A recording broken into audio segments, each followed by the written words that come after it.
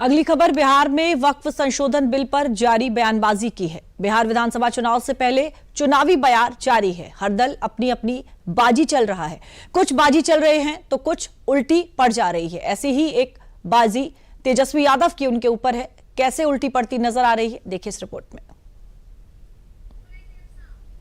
चाहे कोई बिल ये लोग लाते हो, आप लोगों से हम कहना चाहते हैं, वक्फ कानून का जो इन लोगों ने बनाया है, हमारी सरकार बनेगी तो उस बिल को हम लोग कूड़ेदान में फेंकने का काम करेंगे।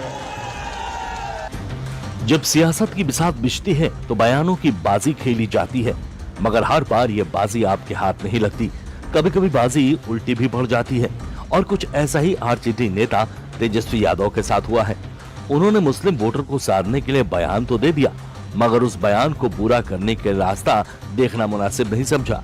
जिस अधिकार से विपक्षी गठबंधन के सीएम फेस ये दावा कर रहे हैं कि बिहार विधानसभा चुनाव जीतने के बाद वो वक्फ संशोधन बिल को बिहार में लागू नहीं होने देंगे, क्या उनके पास इसका अधिकार है या नहीं, ये अपने आप में एक बड़ा सवाल है।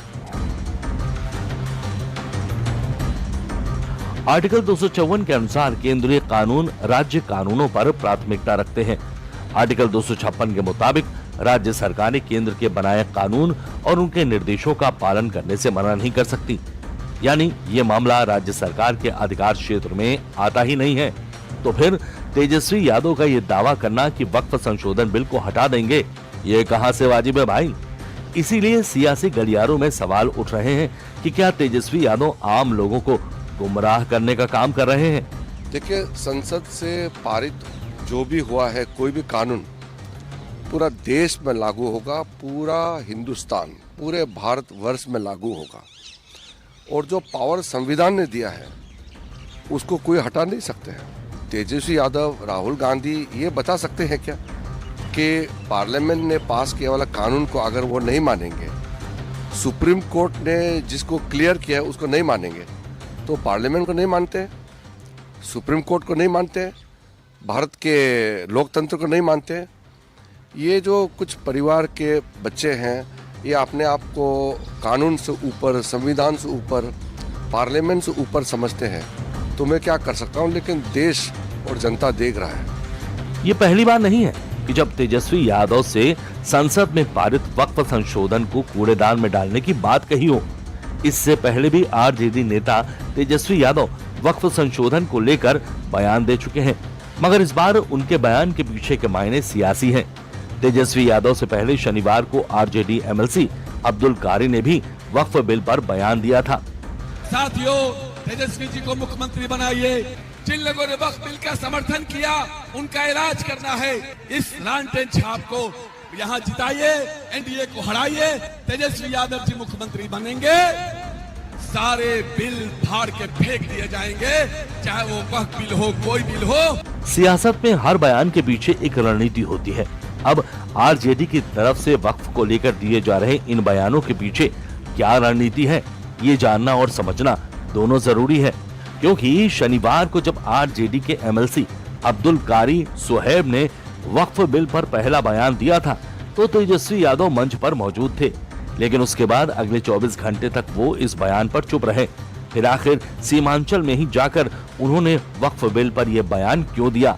चलिए इसे आंकड़े के चश्मे से देखते हैं कि आखिर इसमें सच्चाई क्या है। कटिहार, किशनगंज, पूर्णिया और अररिया में मुस्लिम वोटर 40 से 60% हैं।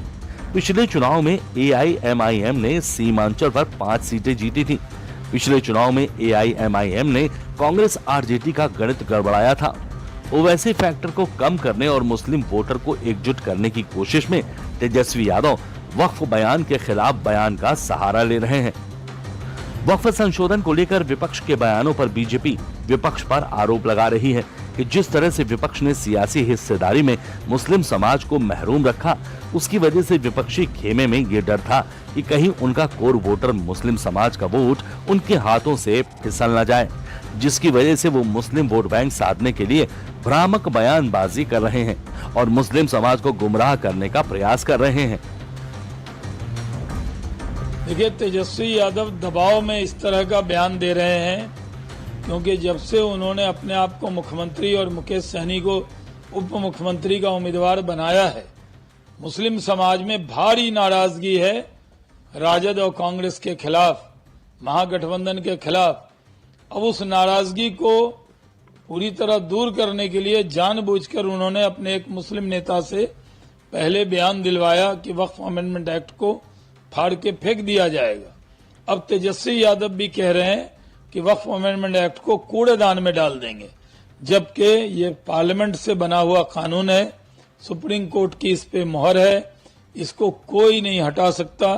लेकिन तेजस्वी यादव पूरी तरह मुस्लिम समाज को गुमराह करने के लिए इस तरह का बयान दे रहे हैं, लेकिन उस बयान से कुछ होने वाला नहीं है, बल्कि बिहार की जनता ही इस बार राष्ट्रीय जनता दल को 25 साल के लिए सत्ता से दूर कर देगी और कूड़ेदान में डाल देगी। अब विपक्ष खेमा बिहार विधानसभा चुनाव से पहले अपने कोर वोटर मुस्लिम समाज को खिसकते हुए देख क्यों बौखलाया हुआ है, इसके पीछे का भी गणित आप समझ लीजिए।